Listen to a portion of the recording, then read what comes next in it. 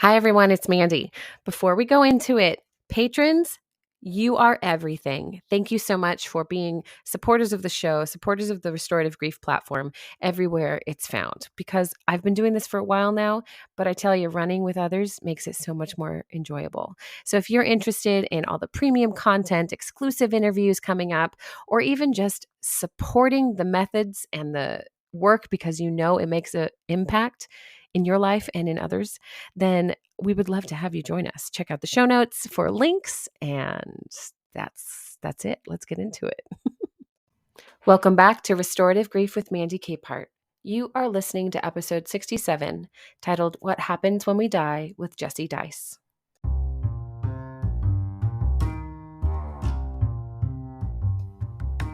I'm really excited for you to hear this week's episode because Jesse is a licensed clinical social worker I met through Twitter. His work has always resonated with me because, frankly, he isn't afraid of pushing back on harmful narratives around loss, grief, death, and dying. Our conversation was sparked by a tweet of his about a general lack of grief literacy among professionals because we misunderstand faith-based practices as the only source of true comfort in the anticipation and aftermath of loss. Now, if you've read my book, you'll know that I do consider myself to have a faith-based understanding of grief, but I'm also a professionally trained educator and have a lot of literacy as a humanist as well. Some of the problematic statements we hear as platitudes or impersonal well wishes are often rooted in the belief that beliefs are the only way to survive loss. So I'm excited you'll get to hear his perspective and hopefully allow this conversation to expand your understanding of grief literacy and what happens when we die. Before I go any further, though, a content warning. Toward the end of the interview, we discuss death by suicide and the complications that come with understanding and grieving this type of loss. Please listen with discretion.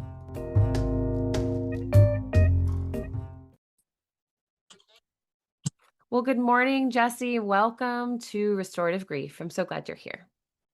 Thank you so much for having me. I'm excited. Yeah, me too. I was really, really looking forward to connecting with you because I followed your work on Twitter for quite some time. And I think as a voice in the grief world, if we can say that, I really admire how you tend to be provocative in a way that is important and helpful. I think that you push back in a meaningful and gentle but very insistent and purposeful way. And so I just really appreciate your perspective. I'm really excited to talk about life and death and dying and grief literacy with you today.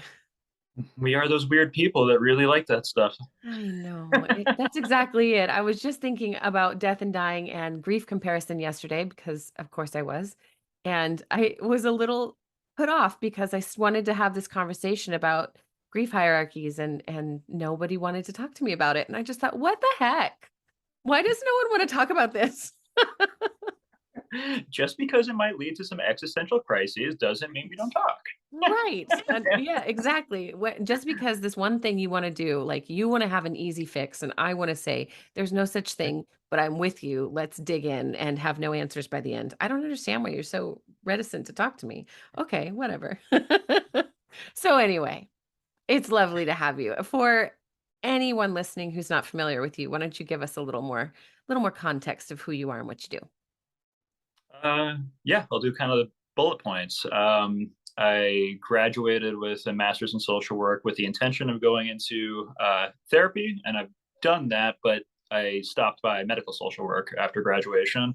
Mm, And so I am coming off of 8 years in working in a medical setting, doing supportive mm, care, and then doing therapy with uh, oncology uh, patients and their families. So mhm, people going through cancer experiences. But a lot of my hospital experience was in palliative care, mhm, gerontology, general medicine randomly because they kind of housed them all together, mhm, and then oncology. And so that was very intentional, wanting to work in grief, and that's what I did my thesis on, was grief. mhm. Um, related. So I kind of found myself where I want to be, but through some pathways that I didn't really realize were going to be there. Yeah. And so I've been in private practice now for going on almost 3 years now, and I'm still pretty invested in grief work and also cancer community.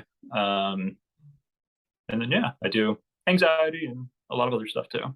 I dabble in anxiety and depression from time to time myself. So maybe from the other perspective.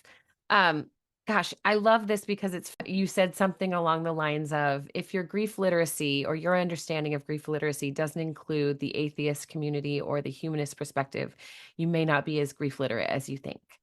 What I loved about that is we are bombarded Mm, with this idea that the afterlife is the source of comfort and a strong faith practice or set of beliefs or foundation of otherworldly or supernatural understanding is what carries us through grief. And so I am so excited for people to really not just feel like that's not true and you can't say that anymore, kind of the way that Merry Christmas had a weird bit where people were mm, like, "Oh, we can't say Merry Christmas anymore. Okay, happy holidays, I guess." And it became subversive mm, to say Merry mm. Christmas. Anyway, I worry about people in grief support positions going down that road a little bit and gaining some bitterness and picking up along the way this lack of connection to their grief people that they're supporting. So I want to hear from you, just starting off, like what it would look like about carrying hope in a situation of death and dying or grieving a loss without a framework of religion. Yeah, that's a good question. Honestly, hope is something I was thinking about a lot last night, prepping for this just mentally, and it's something that I talk about. I'd say probably the most with any of my clients, whether it's grief related or not. Hope is a very complex and loaded topic for a lot of us, and we have hopes for ourselves within losses, and then we have people who have hopes for us in losses, which is also another dynamic that's interesting when we bring in what does this look like without religion, where I guess on a more personal note, like I remember this is before grad school. My dad died a year before I went to grad school, and I come um, from my family was not just not religious. It was almost just like not absent. It had some education around it. It just wasn't talked about much. So Sure. like truly when you think of the word atheist, I guess that's what it was. Sure. And so like I remember feeling uh not in place doing something like Cub Scouts or Boy Scouts. I was like held in the basement of a church. Like I just really didn't have a reference point. Other people seemed to get it. It was kind of on the outside. I didn't share this uh, shared community. And then I realized around when my dad died that I had a similar experience with how people would express their hope for whatever solace or peace I can find in my loss. Feeling similarly, maybe outside whatever this community or in group or whatever we want to call it is, where whether it was statements of like, I hope he's at rest now, or now he's not in pain or peace, whatever it was, that he's in a better place, or sometimes it's just like brief references to being healed, or like, yeah, there's a lot of references that I just quite honestly did not know how to grapple with, but I knew that it wasn't resonating. I found that complicated a little bit, and I see this in my work too, where it complicates a lot of how we carry hope. Just think about how we're supposed to carry hope Mm. within grief, what that even means to us. And for myself, I would say that hope was more broadly like, and how do I stay connected? Mm. And I guess that's how like I frame it, and how we end up processing hope in a lot of different contexts in the therapy that I do is what are the connections we're talking about, and what does it look like to act on them, preserve them in any way, and keep them present. And I think that goes into probably a lot of the psychoeducation that we give people on grief, is that this is something that you don't just walk away from, and things go back to whatever that means. So that means we do something, right? And that also conjures up like, okay, if we're doing something or still kind of being with this, what is my hope, intention, and way that I do engage with this? And so, yeah, whether it's like a hope for being connected to whatever loss in whatever way that looks like, or a hope for our own pain to be something we can open up to and make space for and ride those waves. I think that that's where I see a lot of the language going with people who probably don't identify with any religious affiliation, um, which I would assume, and what I see does still apply with people who do have religious affiliations, are these kind of broader values that we connect to. Coming back to the initial question is, how does hope show up when we're talking about this without religion? I love when you said, how do we remain connected and present and preserve our connections to who or what we've lost in any way? That is one of the foundational principles of the work that I do with people as Mhm. well, especially when it comes to the spirit, because we're whole people. In my perspective, we are whole body, mind, heart, spirit people. And when those are out of alignment, when one of those is out of alignment or all of them, we get wonky and we start grasping at straws and grabbing whatever theology or mentality sounds really meaningful in the moment, which is a great survival tool. It's where all of our coping mechanisms come in and get really comfortable. But when it comes to spirit or the sense of the spirit within us, I've always defined it as connection or disconnection with self, with others, with our world around us, and even with our understanding of a higher power. And so, yes, cultivating hope and connection and recognizing that there are areas of disconnection, and natural, that's natural, is really powerful and meaningful work if we can find a way to embrace that. So, I'm curious how you would encourage someone within the atheist community to cultivate connection after a loss. Specifically, because I remember in my own experience when my mom died, it was almost 7 years ago now, there was an individual who wanted me to sit and go through a prayer practice. And I was heavily involved in the evangelical church at the time. Um, and it was really, really disturbing. It was a meaningful, loving act. Like they care about me to this day. But I remember being very uncomfortable because one of the things that they said was, well, you can carry on your relationship with someone after they have died. And I thought, well, that makes a lot of sense. My connection isn't entirely severed. But then it became this, I don't want to say imaginary game because your imagination is powerful. But Mhm. what was hard was this idea of the prayer creating fantasy and becoming a place where I could stay Mhm. and not progress or not find integrative healing because I'm continually pursuing this imagination world where didn't feel like I was going to have a pathway forward. Absolutely. I think it's very parallel to how we use mindfulness, relaxation, meditation exercises too, where I think that it can be used to bring us into intentional ways of being and like finding whatever it is that's meaningful action going forward. It can also be used out of avoidance. And Yeah. if grief brings up anything, it's definitely avoidance. Avoidance. It's kinda like both, I wanna both. hand people badges and be like, "Congratulations, you found avoidance. I'm really proud of you. You need to find it, but you need to identify it so that you don't stay there." Yes. So what does it look like then for someone to like, what's one of your favorite go-tos of that kind of forward motion integration practices outside of, imagination and prayer?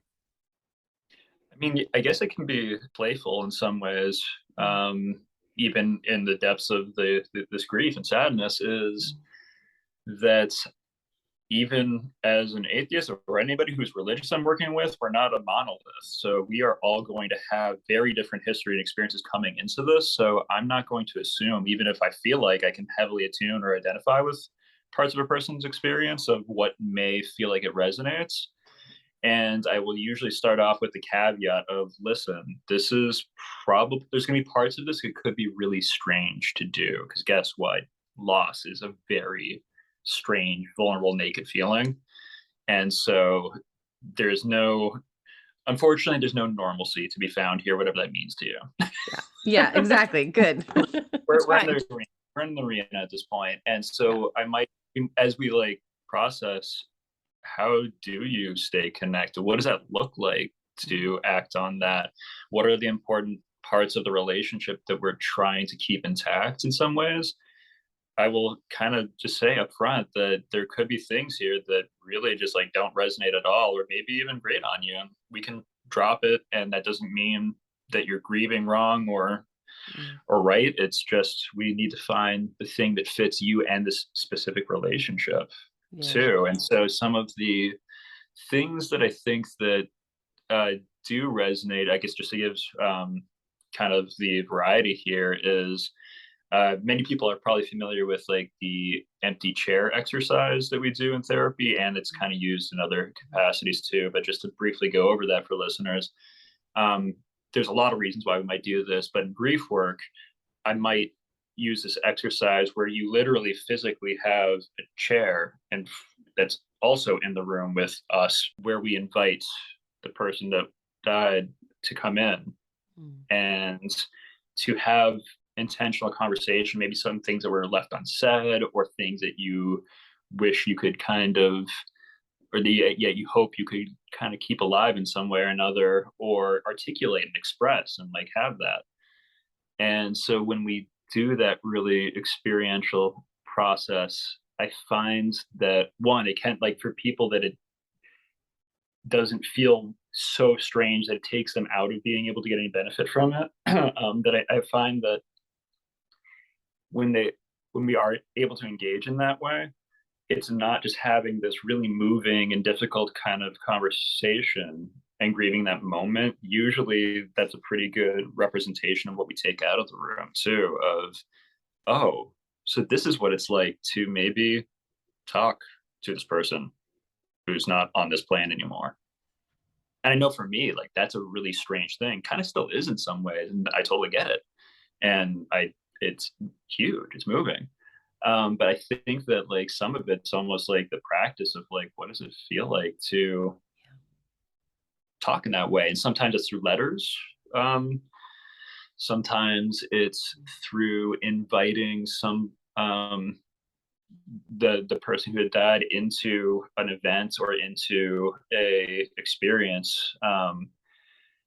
Just kind of putting a bunch of experiences together here. I hear a lot about travel being a big thing that people find another layer of loss in, like getting those experiences in. And so sometimes we will consider like it's not going to be the same. It can't be. Right. What would it be like, and how would we invite this person to come with us for this ride, whatever that means? Yeah. So yeah. Hmm. This reminds me so much of the way people start to recognize that they've created a ritual in their grief and how it can be so restorative and helpful, especially outside of a faith practice. Yeah, I love that representation of the empty chair because it can be uncomfortable. And I think that it's done well, or when it's done well, it really releases permission for people to continue, like you said, and take that into different areas of travel or of family gatherings or their school day or work day or whatever that is, and feel very present with their memories and their experience without having that weird sense of everyone who has died is watching you from the heavens right now all the time. um, because I think that it can get really sticky, and our theology cannot keep up with our experience and our understanding and our even our nervous system reactions to the things that we encounter. Yeah. So Yeah. I'm curious with that like mindset, like how have you seen in your profession people who do have strong faith practices really stumbling through the grief process, or how has it um, Mm. kind of held them back or created barriers to their opportunities to find healing? It's a good question.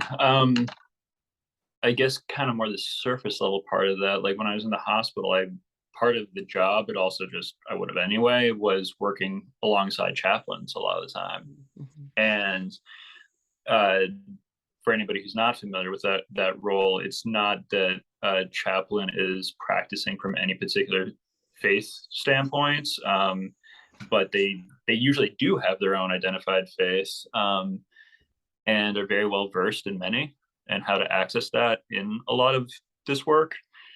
But I would definitely see a reaction when somebody absolutely was not welcoming of having faith or religion in these really difficult moments enter the room, and the chaplain then became that person of designated faith that Mm-hmm. we cannot exercise that from them, and so this is not happening. This conversation is shutting down. And then I kind of became the designated secular, even though they didn't know that about me. Anyway, non-affiliated person coming in. And so this is not just chaplains, and I'm not referring to anybody in particular, but I think that when I've noticed discomfort with some of these interactions or some of these things that just don't land, I've noticed the person who is supporting somebody in their grief work leaning harder into something that's creating more of an impasse. And that can look a lot of ways, but I guess that if somebody is maybe communicating frustration, anger, or just like misattunement with a chaplain, for example, or anybody else for that matter, offering if they would like to pray about something around this loss, if there is even what the funeral or plans are and all those sorts of things that come up, probably more specifically in the hospital setting, because that is kind of right there in front of us too. Yeah, I can see people, like I can feel the thickness in the air and the distance when that first attempt is rebuffed, and then the person in that support role may back up and ask about something, but then ultimately it's almost like this is the tool that I have, and this is kind of the process, and try again, and it kind of results in even more kind of entrenched places of being. And so like I'm trying to think of an example or if it'd be helpful in that way. When my dad died, he was in the hospital for 9 or 10 days, and we had everybody and their mother like on the team supporting him, because he came in cardiac arrest, was not responsive, and intubated, the whole shebang. And so neurology, the kidney docs, the ICU team, everybody's involved. And we're all talking about a lot of the clinical course, and then this does go into the grief part of what's already happening, is talking about quality of life and what are hope comes in, what are the wishes that we kind of lean into here. And there was a lot of paralysis in conversation with a lot of these providers. Wow. When it was talking about the more existential, the loss, the grief, the wishes and hopes here, it was very stagnant in that way of putting together clinically what our hopes with who is my dad, what is he wanting in this situation, how are me and my mom grieving at this time. I remember some passing comments of, not outright, but just like some things that just did not resonate with us in that way from a lot of the medical staff, and they were great, clinically speaking, with my dad. And it was a chaplain that came by eventually, who I wish they referred to much sooner into this experience, who I had a reaction towards initially, because it was like, hold on, you have some religious paraphernalia going on. I don't know what's happening. Who offered to just speak with us, took us into a back room, and it was great because she didn't do, I think, a lot of what ends up happening when we're trying to broach this conversation using whatever faith background we might have. in this, and and the language that comes with it. And instead of almost hunting and pecking for the right words to use so we can kind of marry these two ways of being, she simply kept it at who I'm trying to understand who my dad is, what his Mm. personality is, what his values are, what he all that sort of stuff, and offered space, I think, to be in this very uncertain time, offered space to try to connect with him, even though he's hooked up in a different room. Mm. Um, and I think that she spoke to, I guess, a lot of what we were talking about before, where it was more so understanding like what is the best way we can care for this person who, for all intents and clinical purposes, is gone Mm-hmm.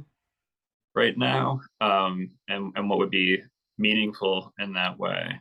And so it was a lot more education based, I guess, around some of this stuff. But yeah, I know I'm kind of answering a question you didn't ask. No, Um, it's brilliant. Go. but it's just kind of it's striking to me how we open the doors, I guess, to have these more well-rounded feeling conversations when we don't know somebody's faith backgrounds Mm. or get a strong impression that this person's atheist, agnostic, or Yeah. whatever. And um yeah, this is really beautiful and stuck with me. I love that you mentioned she was trying to build connection and connection points for you by asking so many questions, because Mhm. that is what I have experienced in my work around grief literacy, specifically with faith context and faith communities, is this idea that meaning is created by a shared understanding. And so if Yeah, I say the platitude or I share the scriptural thing that is meaningful for me, I'm ascribing meaning to a situation that I have no understanding of. And really, it's the griever who creates the meaning about the grief yeah, event. It's our experience and our understanding of what is happening in our lives that helps define what becomes meaningful and what actually creates comfort. And so I love that. I have so much respect for chaplains. I actually couldn't do that job. I get very defensive and protective. I'm very justice driven, so I get really angry really fast when I see people who are vulnerable being harmed. And in this setting, um, that spiritual bypassing is so quick to surface. Uh, so I love that that chaplain had training and understanding about how to just show up as a representative on behalf of, like, a connection doula. Maybe yes. that's what we should rename chaplains as.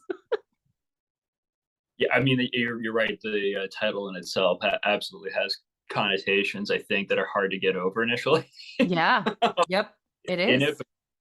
But yeah, you're right, and you named something that I think I was trying to articulate, which is when you see somebody trying to like name the meaning rather than open up the doors to asking questions about somebody's experience Yeah.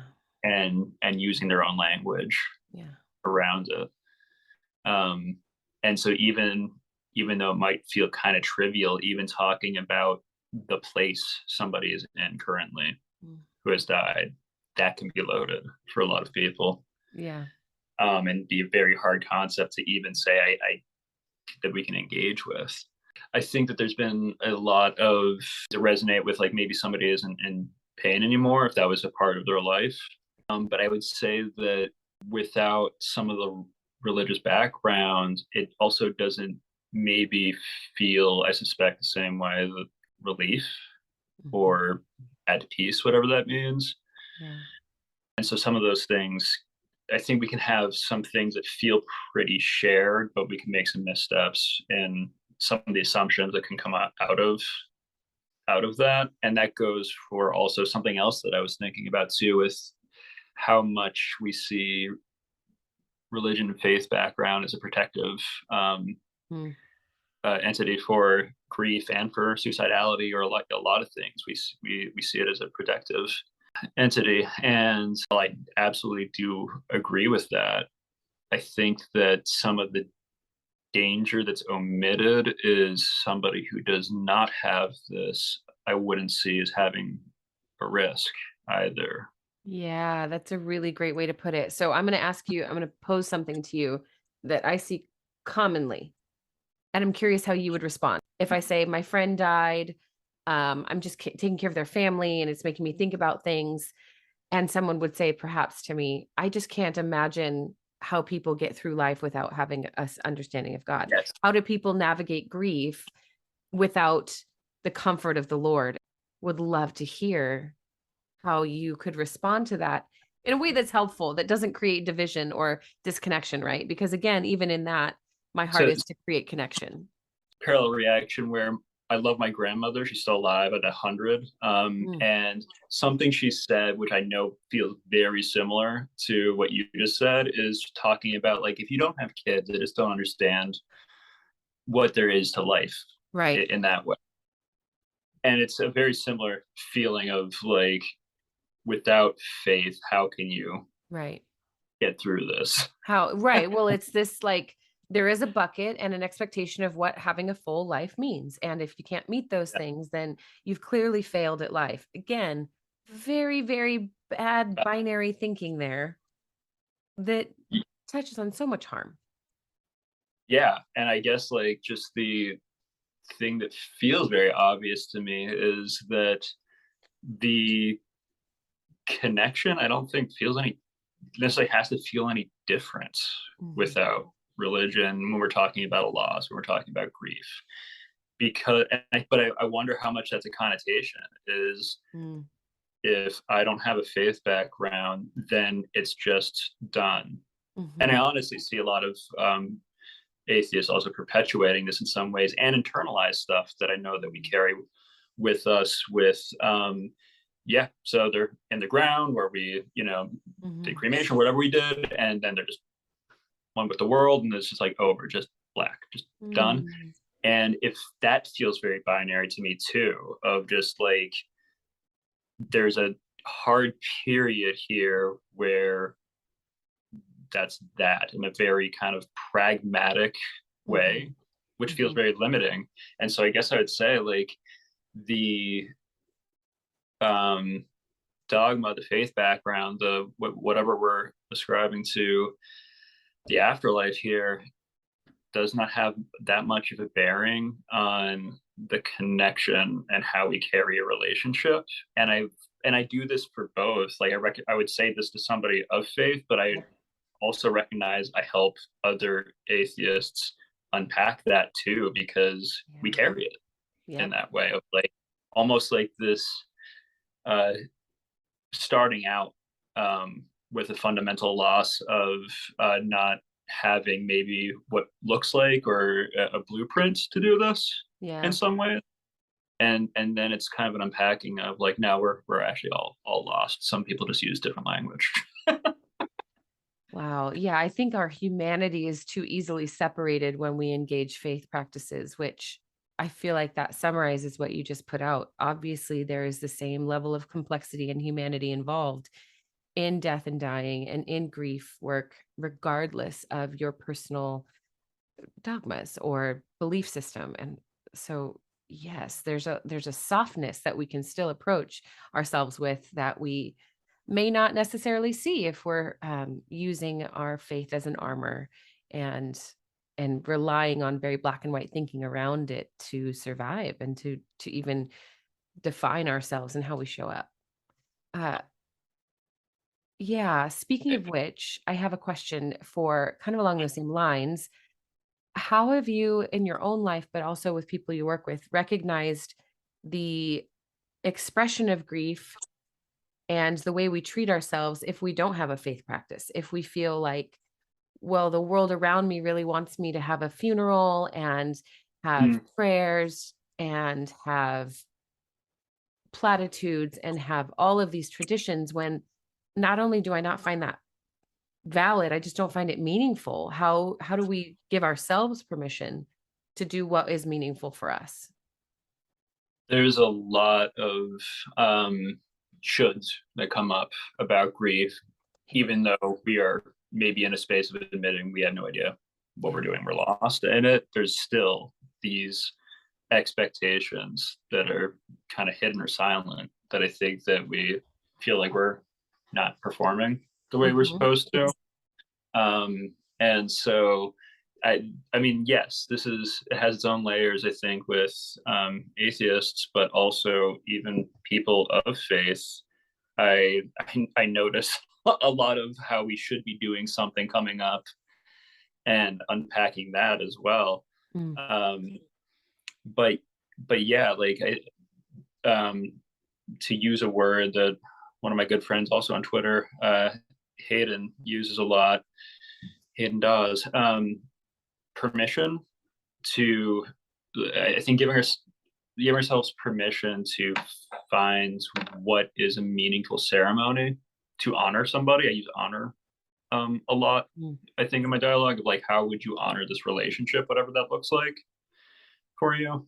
And if it's a particularly like complicated relationship, Mhm. where maybe that even feels strange, I think that we also recognize that too, that the relationship hasn't all of a sudden changed context and what it has been when somebody dies. Yeah. And so we don't like I think that a lot of what is internalized is not speaking ill of the dead and having certain practices around how we acknowledge and honor the dead. Um, and so yeah, it really feels like almost every single time if it's a new experience for somebody is unpacking whatever it feels like we have learned about how we should be doing this. Mm. And I think that I don't know statistically if this is true, but I feel like that I've been seeing more and more people maybe doing things that feel like they have a little bit more broad context, like life celebrations. Yeah, just kind of different ways of honoring people that maybe aren't talking about like very traditional funeral based ways of going about this. Yeah.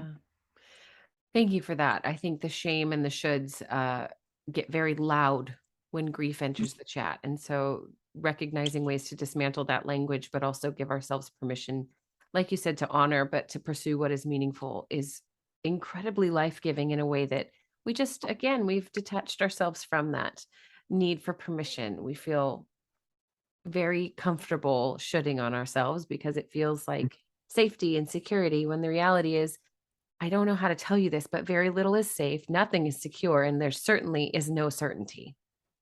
I have one last question that might be kind of activating. How would you, for someone within the atheist community or without, with someone carrying faith practices, help a person who is grieving a complicated death by someone who died by suicide?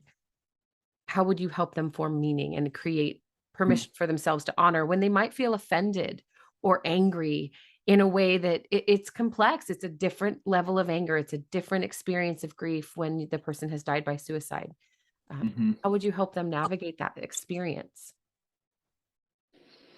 I think that yeah, you very well could be right with how there's maybe less layers to how complicated um, that grief is in the atheist community. But I'd say that there's probably more shared than not. And the way that I Mm.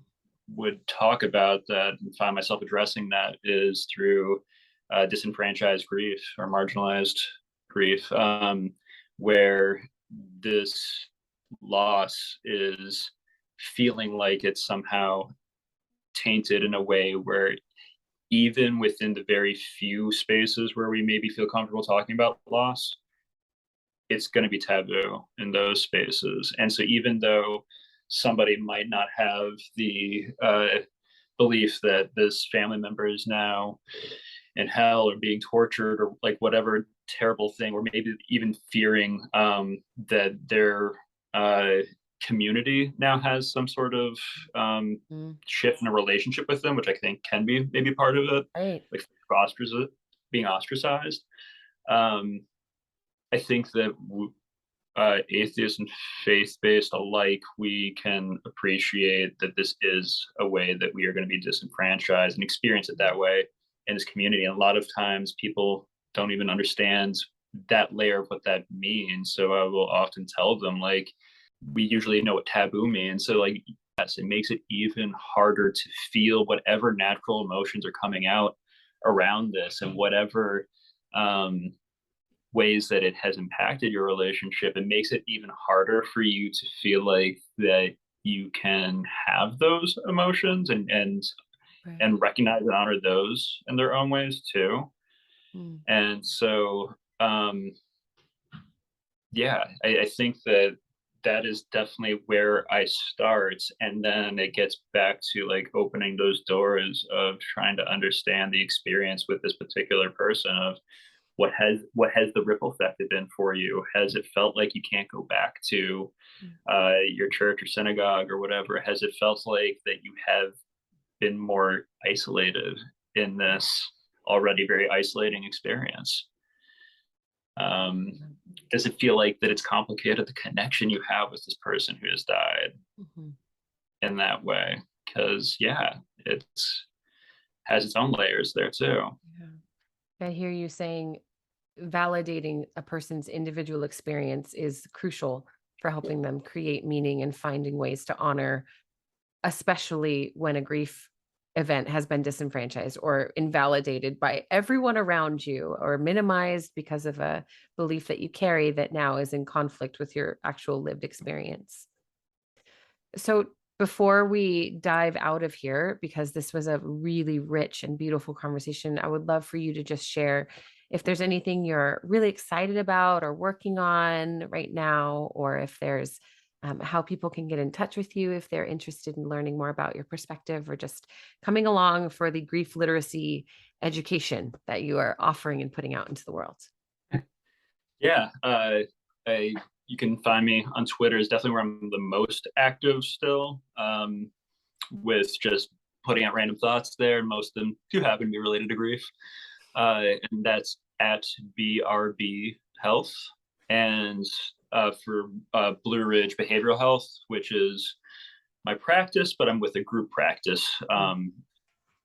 and you can also find, I'm going to try to revive it a little bit here. brbhealth.com is the website. And Okay. so I'm hoping to continue to put resources, write a little bit more on there. And I guess kind of connecting things a little bit more. And I'm not really sure what this will turn into, but one thing that I did record more recently was using a Venn diagram to speak to attachment in relationships, and when we lose somebody, how we can understand and carry on this relationship or internalize parts of it Mhm. through that attachment experience, and how we represent that in this Venn diagram. And I'm probably going to be continuing to work on that in different ways as I go along.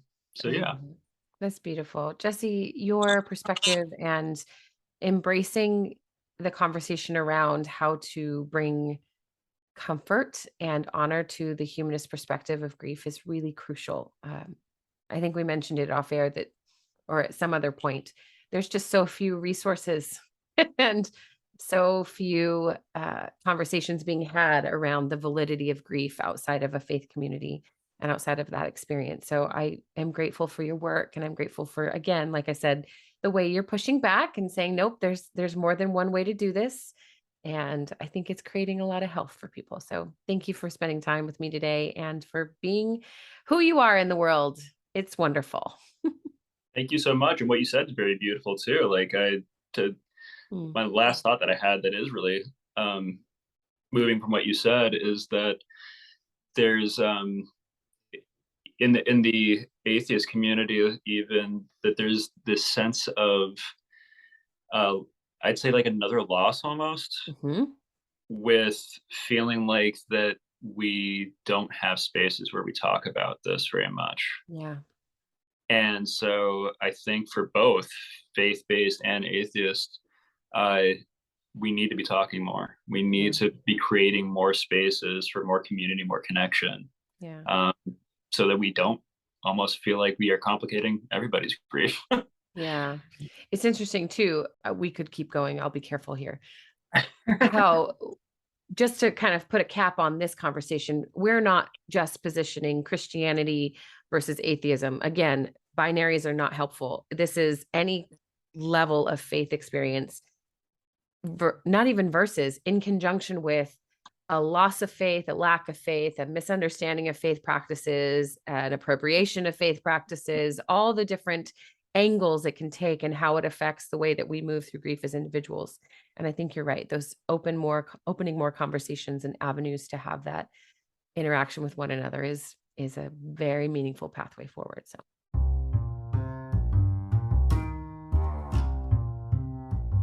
thank you for listening to episode 67 of Restorative Grief. I find Jesse's work to be so invitational in nature, making space for us to ask questions, grieve intentionally, and even become playful in our grief experience is transformative. And if we want it to be, full of meaning. I think whether you carry a faith practice close to heart or none at all, you are always going to be an individual with deep humanity worth exploring and understanding. Grief literacy is another pathway into wholeness, and I'm so grateful you are listening and hopefully gaining some compassion toward yourself after this conversation with Jesse. If this is your first time listening, a hearty welcome and hello to you from me. Please make time to leave a glowing 5-star review, of course, and subscribe so you never miss a weekly episode. Our longer interviews alternate with shorter essays and reflections on grief, so there's always going to be something you can find here for support. And speaking of support, don't forget, you can become a monthly patron of the show, subscribing here on Anchor directly or for extra benefits through Patreon. There are bonus ad-free episodes, along with many other episode styles and resources for you made available once you join as a patron. And to be honest, this show means nothing without you as a listener. So either way, please accept my unending gratitude for your presence here. And as always, one last thing before we go. Please remember, the only solution for grief is to do the work of grieving. Thank you for listening. I'll see you next week.